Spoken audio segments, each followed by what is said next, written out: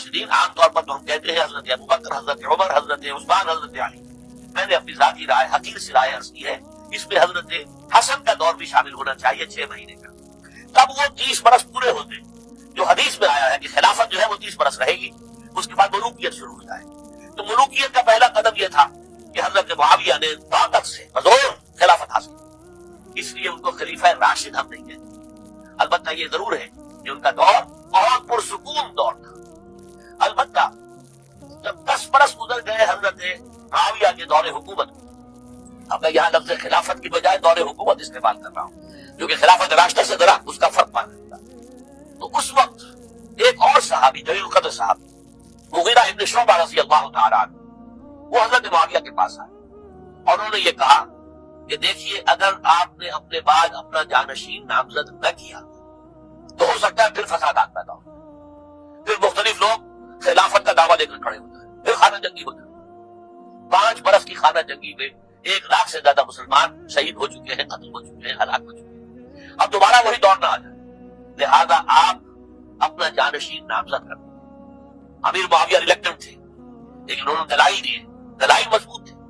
انہوں نے کہا کہ اب کے بارے صحابہ دنیا سے رخصت ہو چکے، وہ جماعت کہ جن کی تربیت اور تزکیہ، جن کی تعلیم حضور نے خود کی تھی اور ان کو اندر سے پاک کر دیا تھا، ان کی نیتیں بالکل پاک ہو چکی تھی، کوئی نفسانیت ان میں نہیں رہی تھی، وہ جماعت تو اکثر و بیشتر ختم ہو چکی، فوت پا چکی، وفات ہو چکی. لہذا اب جو ہے اکثر و بیشتر نو مسلم ہے جو بعد کے فتوحات کے ذریعے سے اسلام لائے ہیں. لہذا ان کے اندر نہ وہ پختگی ہے، نہ ان کے اندر وہ تقویٰ ہے، نہ تدین ہے، نہ اصول پرستی ہے. اسلام کی پوری تعلیمات جو ہے وہ ان کے وجود کے اندر، ان کے شعور کے اندر گہری اتری ہوئی نہیں ہے. لہذا اب صورتحال وہ نہیں رہ سکے گی جو حضرت ابوبکر یا حضرت عمر یا حضرت عثمان یا حضرت علی کے زمانے میں. لہذا آپ نامزد کی. یہ بھی بتا دوں کہ مغیرہ ابن شعبہ کون تھے رضی اللہ تعالیٰ عنہ.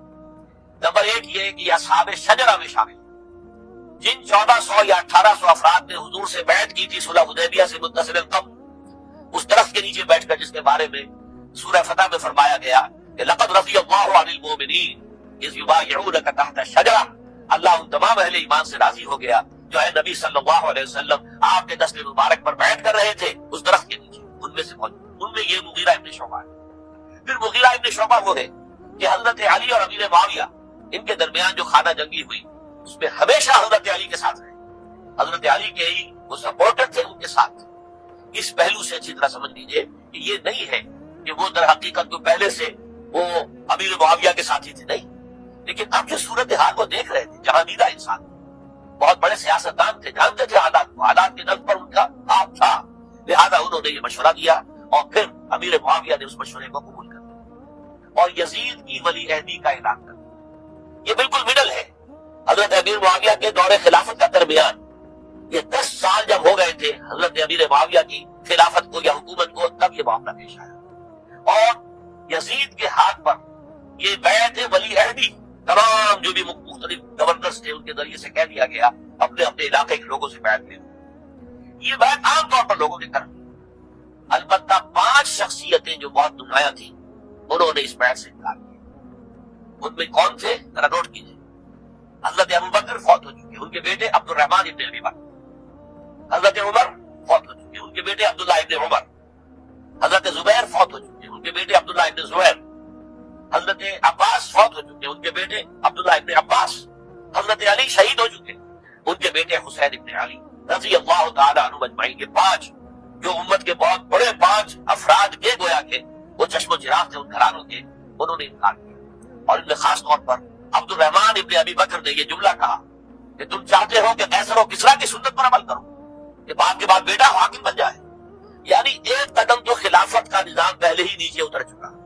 مشاورت سے تو حضرت امیر معاویہ کا بھی جو نسب ہوا ہے وہ مشاورت سے نہیں ہوا. ایک درجے میں وہ جو اللہ تعالیٰ کے رسول نے عمارت بنائی تھی شاندار، اس خلافت کا جو سیاسی نظام تھا اس میں ایک تو کڑی آ چکی زوال کی کہ ایک شخص نے طاقت کے ذریعے سے خلافت حاصل کی. اب اس کی اگلی کڑی لانا چاہتے ہو کہ قیصر و کسریٰ کے طریقے سے خاندان کے اندر، ایک قبیلے کے اندر یہ خلافت جو ہے یا حکومت جو ہے نسل بعد نسل، باپ کے بعد بیٹا اور بیٹے کے بعد پوتا، اس کو ہم کبھی گوارا نہیں کریں. حضرت امیر معاویہ بہت دانشمند انسان تھے. انہوں نے ان 5 حضرات پر کوئی تشدد نہیں کیا، کوئی جبر نہیں، بلکہ نے دیا ٹھیک ہے، یہ بیعت نہیں کر رہے، ابھی تو بیعت ولی عہدی ہے، کوئی حل نہیں، لہذا کوئی جھگڑا، کوئی اس وجہ سے کوئی فساد، اس بنا پر کوئی جنگ نہیں۔ 10 سال گزر گئے، یعنی 10 سال تک یزید ولی عہد رہا ہے، 10 سال تک، اور اس سوائے ان 5 بڑی شخصیتوں کے جو پوری امت تھی، عوام الناس تھے، ان سب نے اسے قبول کیا۔ یہ صورتحال اب جب پیدا ہوئی جب حضرت امیر معاویہ کا انتقال ہوا، یہ سن 60 ہجری ہے، اب سوال پیدا ہوا کہ وہ ولی عہدی کی بیعت اب بیعت خلافت میں منتقل ہو جائے گی۔ لہذا پھر یہ ہوا کہ سب لوگوں سے، سب گورنروں کو لکھ دیا گیا تمام صوبوں کے اندر کہ اپنے اپنے لوگوں سے بیعت لے لو۔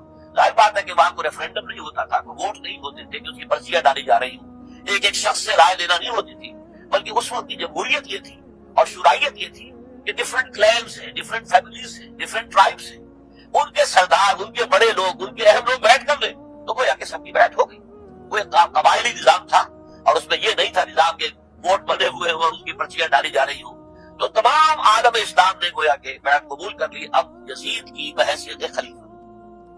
اب وہ جو 5 آدمی تھے ان میں سے ایک فوت ہو چکے تھے، حضرت عبدالرحمن ابن ابی بکر رضی اللہ تعالیٰ عنہما، دونوں فوت ہوئے، لیکن باقی 4 رہ گئے۔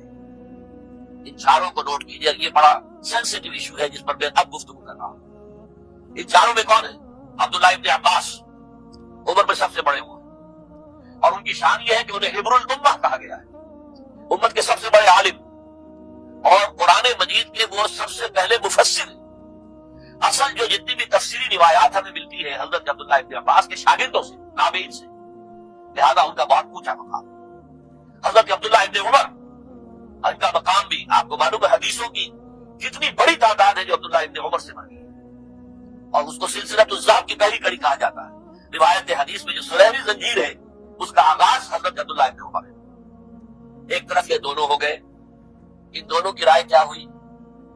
اگرچہ کام غلط ہوا ہے، یہ اس طریقے سے قیصر و کسریٰ کی روایت پر عمل کرنا غلط، لیکن یہ اتنی بڑی غلطی نہیں ہے کہ اس کی وجہ سے باہمی جنگ و جدال ہو، خوریزی ہو، ایک دوسرے کی گردنیں کاٹی جائیں اور فتنہ و فساد پیدا کر دیا جائے۔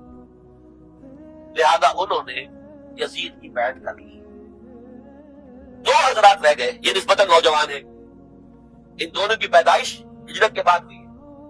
ہجرت کے بعد پہلا بچہ جو مہاجرین میں پیدا ہوا ہے وہ عبداللہ ابن زبیر ہے، بلکہ کچھ عرصے تک مہاجرین میں جب کوئی پیدائش نہیں ہوئی تو وہ مکے مدینے کے منافقین نے کہنا شروع کر دیا تھا کہ یہ یہاں کے کمزور ہو گئے، نامرد ہو گئے، ان کی اولاد اب چلے گی نہیں۔ تو عبداللہ ابن زبیر جب پیدا ہوئے، اور آپ کو معلوم ہونا چاہیے وہ حضرت ابوبکر صدیق کے نواسے ہیں، حضرت عائشہ صدیقہ کے ہمشیرہ حضرت اسماء کے بیٹے ہیں عبداللہ ابن زبیر، اور زبیر بہت شجاع، بہت ہی بہادر انسان تھا۔ عبداللہ ابن زبیر کے اندر بھی وہی کیفیات تھی۔ انہوں نے کہا نہیں، اس غلطی کو ہم برداشت نہیں کریں گے، خونریزی ہوتی ہے تو ہو، لیکن ہم اسلامی نظام کو نیچے اترتا ہوا نہیں دیکھ سکتے۔